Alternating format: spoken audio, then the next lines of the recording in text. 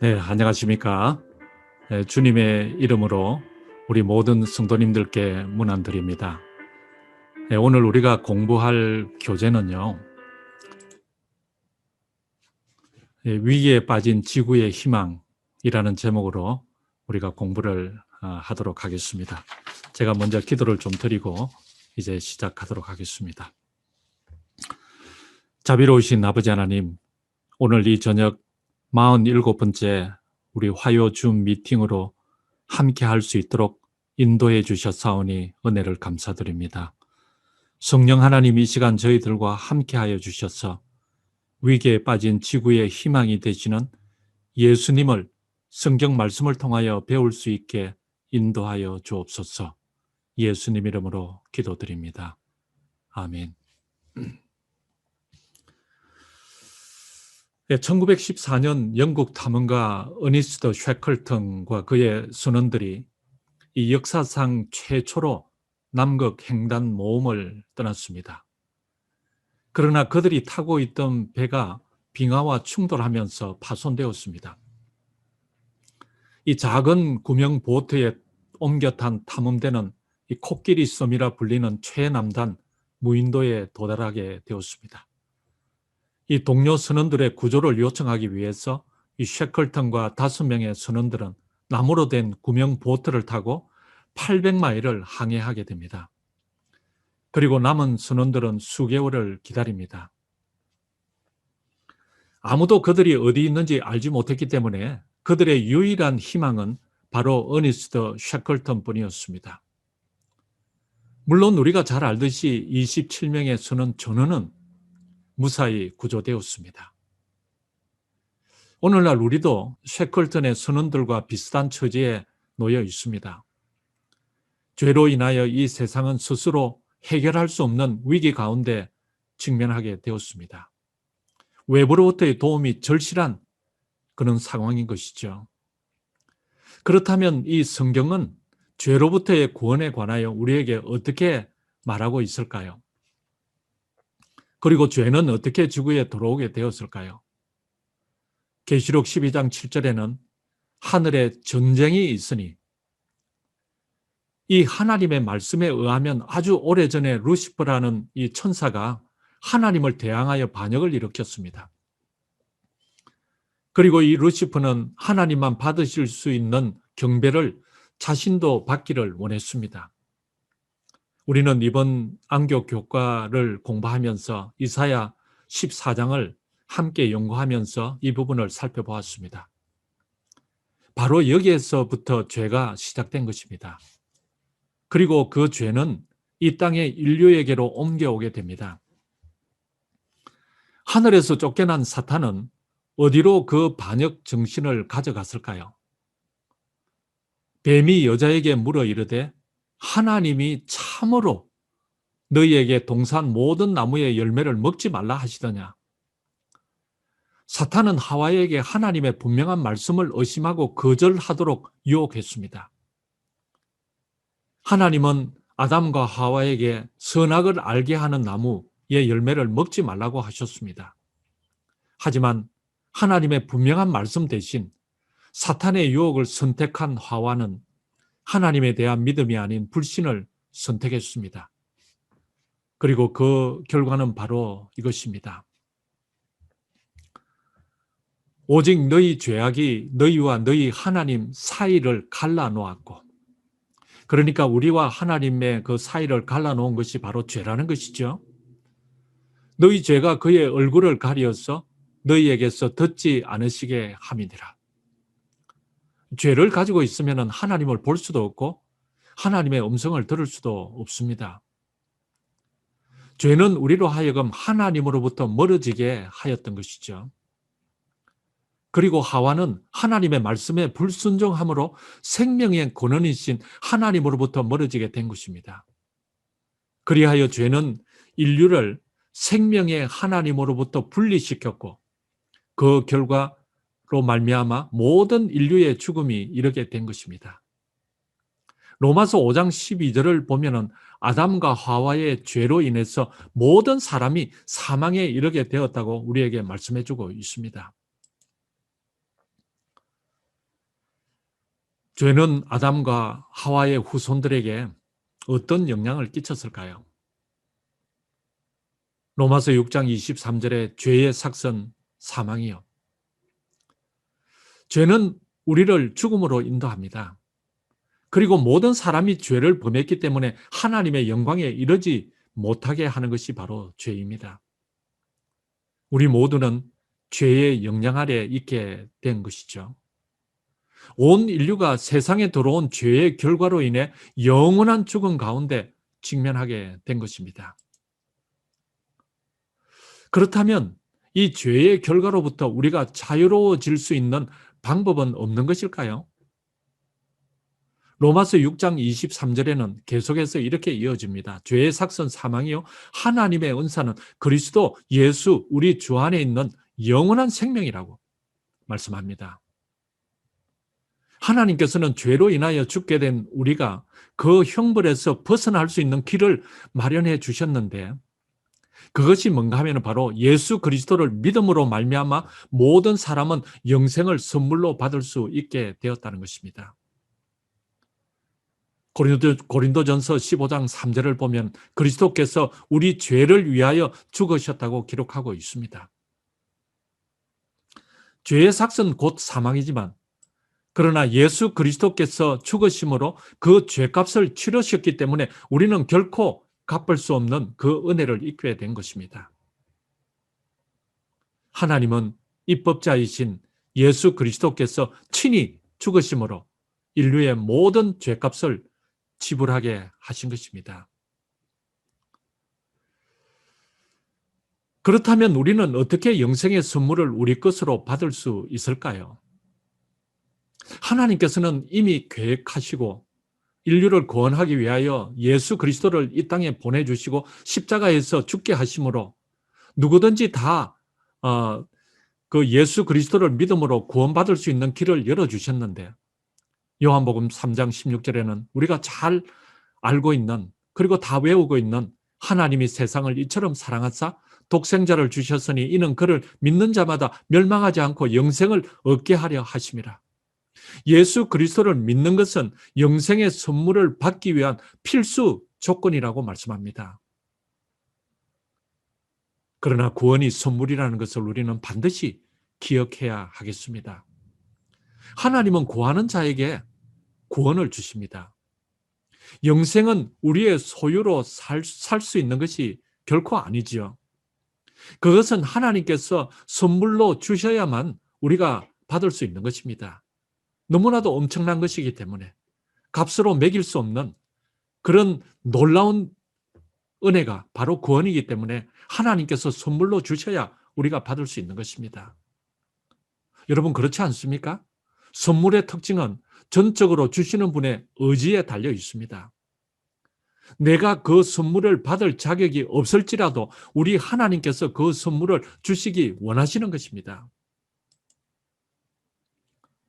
그러기에 에베소서 2장 8절에는 너희는 그 은혜로 인하여 믿음으로 말미암아 구원을 받았으니 그 누구도 영원한 생명을 얻을 자격은 없습니다.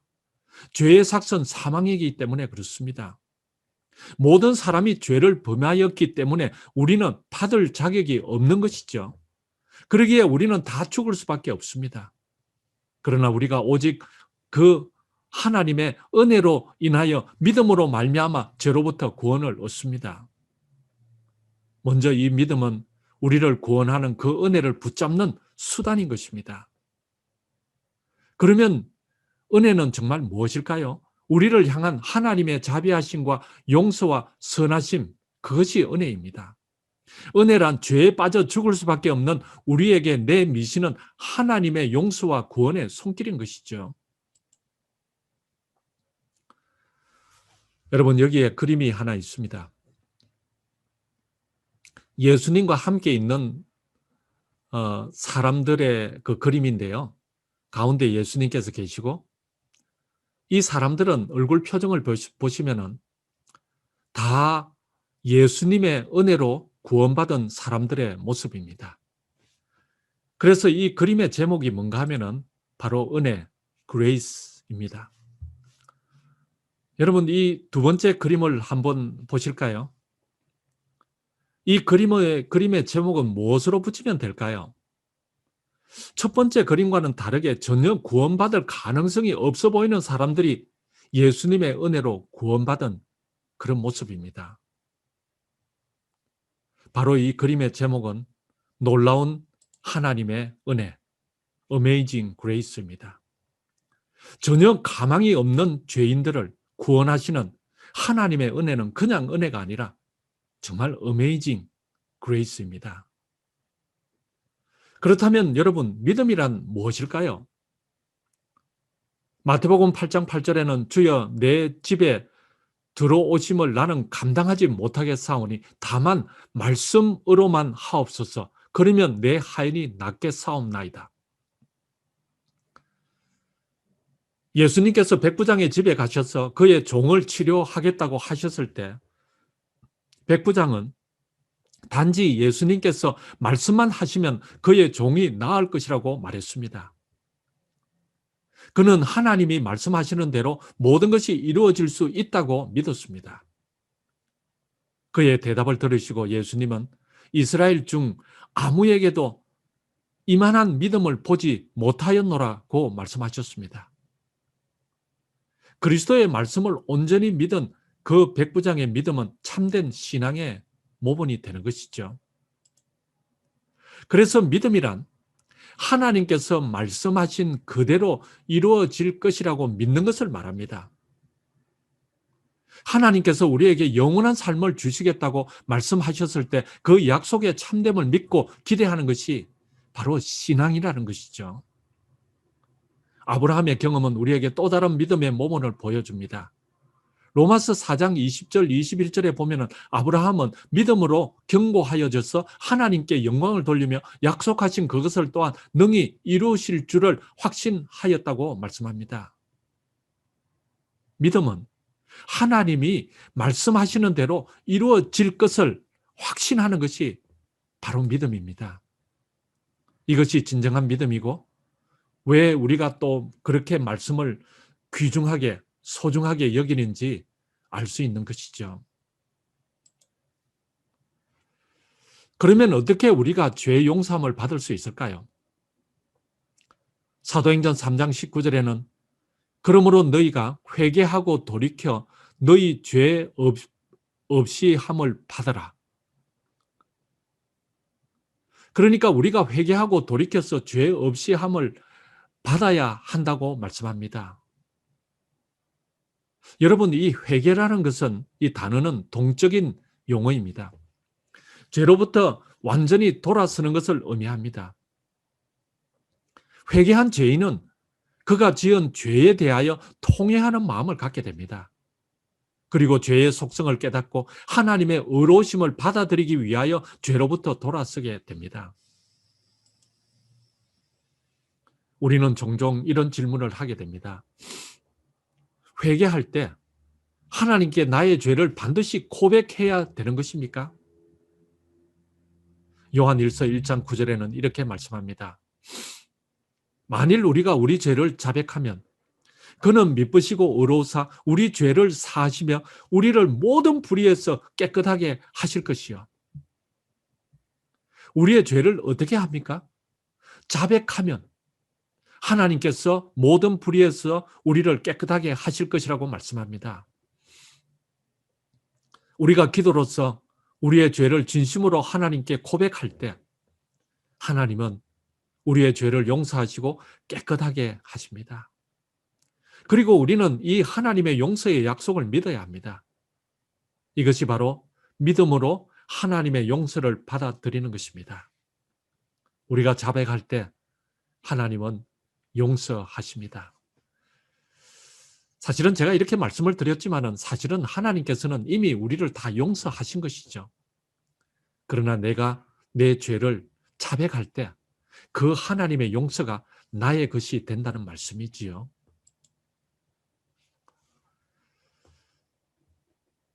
그리고 죄 용서함을 받은 우리는 순종하는 삶을 살아야 합니다. 야고보서 4장 7절에는 그런즉 너희는 하나님께 복종할지어다. 바로 이것이 그리스도인 삶의 핵심인 것입니다. 기독교는 단순히 어떤 사상이나 원칙을 믿는 것뿐만 아니라 하나님의 뜻에 순종하며 살아가는 그 삶의 경험을 의미하는 것입니다. 그렇다면 나의 죄를 회개하고 자백할 때 하나님께서 나를 받아주신다는 것을 성경을 통해 어떻게 확신할 수 있을까요?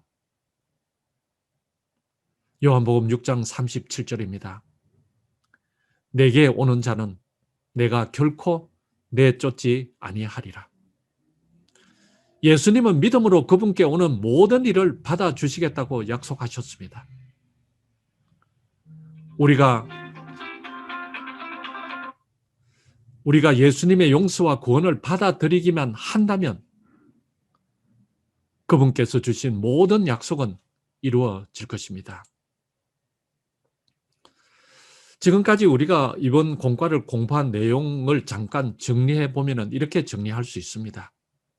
죄 사함을 받고 구원에 이르는 4가지 단계인데요. 첫 번째는 무엇입니까? 우리는 믿어야 합니다. 우리는 믿음으로 구원을 받는 것입니다. 예수님께서 우리를 위하여, 우리 죄를 해결하기 위하여, 우리를 용서해 주시기 위하여, 우리에게 구원을 주시기 위하여 십자가에서 달리시고 그분께서 우리를 위하여 죽으심으로, 피를 흘리심으로 우리에게 구원을 주셨다는, 선물로 주셨다는 그것을 우리는 먼저 믿어야 합니다. 예수님께서 우리의 구원자이심을 우리는 믿어야 합니다. 그것이 첫 번째입니다. 그리고 이제는 회개해야 합니다. 여러분, 회개라는 말의 의미가 무엇입니까? 죄로부터 돌아서게 하는 것, 죄로부터 돌아서는 것 아닙니까? 우리가 이제 믿음으로, 그리고 회개하고 죄로부터 돌아서고, 그리고 나서는 세 번째 또 우리가 해야 될 것이 있는데, 그것이 뭔가 하면은 그 죄의 용서를 위해 하나님께 자백해야 합니다. 이 사람들에게는 우리의 죄를 다 이야기하지 못할지 몰라도 하나님 앞에서는 우리가 가지고 있는 모든 죄를 다 자백해야 하는 것입니다. 그리고 이제는 죄의 용서함을 받은 어메이징 그레이스를 경험한 하나님의 성도들로서 마지막으로 하나님께 순종하는 삶을 살아야 하는 것입니다. 이것이 죄 사함을 받고 구원에 이르는 4가지 단계를 우리는 지금까지 공부를 했습니다. 믿고 회개하고 자백하며 순종하는 삶을 우리는 살아야 하겠습니다. 하나님께서 우리 모두에게 값없이 영생의 선물을 주셨습니다. 우리는 그것을 믿음으로 받아들인 후 어떻게 하나님이 기뻐하는 그런 삶을 우리가 살 수 있을까요? 갈라디아서 2장 20절에는 이렇게 말씀합니다. 내가 그리스도와 함께 십자가에 못 박혔나니 그런즉 이제는 내가 사는 것이 아니요 오직 내 안에 그리스도께서 사시는 것이라. 이제 내가 육체 가운데 사는 것은 나를 사랑하사 나를 위하여 자기 자신을 버리신 하나님의 아들을 믿는 믿음 안에서 사는 것이라. 우리가 예수 그리스도를 개인의 구주로 받아들이고 하나님께 순종하는 삶을 살 때에 하나님께서 우리 안에 사시는 것입니다. 그러할 때에 우리는 영생을 확신하고 그 하늘을 소망하면서 살아갈 수 있게 되는 것입니다. 우리는 하나님과 관계를 맺으면서 살아갑니다. 그 관계를 맺기 위하여 우리는 오늘 새벽에도 하나님의 말씀을 통독하고 그리고 기도하는 시간을 가졌습니다. 정말 하나님과 관계를 맺는 삶이란 과연 어떠한 삶일까요? 마가복음 4장 28절에는 땅이 스스로 열매를 맺되 처음에는 싹이요 다음에는 이삭이요 그 다음에는 이삭의 충실한 곡식이라. 여러분, 이 예수님께서 하신 말씀의 의미가 뭔 줄 아시죠? 그리스도인의 삶은 성장하는 삶이라는 것입니다. 날마다 하나님께 순종할 때 하나님의 뜻이 우리의 삶 속에서 이루어질 것입니다. 그러면 우리는 성장하게 되어 있습니다. 예수님께서 구원의 선물을 우리에게 값없이 주셨습니다. 그렇다면 오늘 우리가 예수님을 우리의 삶에 초청하여 구세주가 되시도록 받아들이는 삶을 살아야 하지 않겠습니까?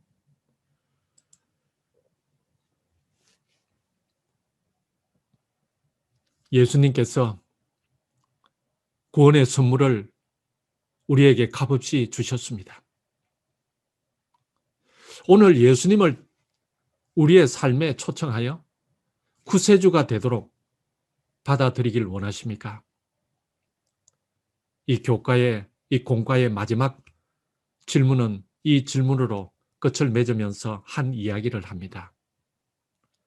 여러분들은 이 질문에 어떻게 대답하시겠습니까? 저는 공부를 하면서 아멘, 그렇게 하겠습니다. 라고 적었습니다. 여러분들의 대답도 그렇게 될 수 있기를 바랍니다. 이제 한 이야기를 드리고 말씀을 마무리하고자 합니다. 한 성도가 목사님에게 이렇게 질문했습니다. 목사님, 제가 지은 죄가 있는데 하나님께서 저를 용서해 주실까요? 그러자 그 목사님은 이렇게 답변하였습니다. 당연하지요. 하나님께서는 분명히 성도님의 죄를 용서해 주실 것입니다.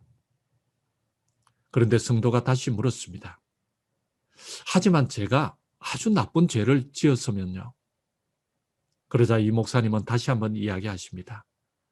하나님은 회개하는 모든 사람의 죄를 용서해 주십니다. 목사님, 사실 저는 50여 년 전에 정말 끔찍한 죄를 저질렀습니다.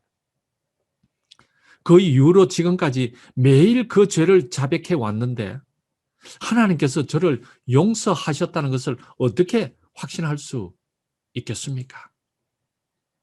그리고 그가 지나온 날들을 돌아보니까 용서를 구한 횟수가 약 5만 번이 넘었습니다.